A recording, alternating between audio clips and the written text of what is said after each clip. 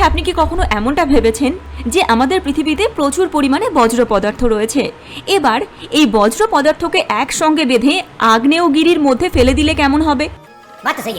আসলে আপনি জানলে অবাক হয়ে যাবেন যে এরকমই একটি আইডিয়া এসেছিল ইথিওপিয়ার কিছু সায়েন্টিস্টদের মাথাতে, আর এর পরিণাম যা হয় তারপর এরকম ঘটনা ঘটানোর কথা তারা মুখে তো ছাড়ুন, মাথাতেও আনে না।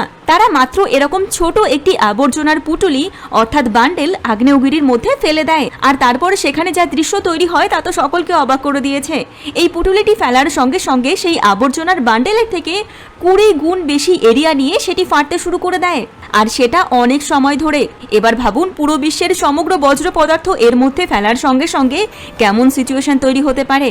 আর এরকম ঘটনা ঘটার পর তো যাদের মাথাতে পুরো পৃথিবীর আবর্জনা ফেলার কথা মাথাতে এসেছিল তাদের নামও প্রকাশ করা হয়নি, আর আজও কেউ জানে না ইথিওপিয়ার কোন সায়েন্টিস্টের মাথাতে এই আইডিয়াটি এসেছিল।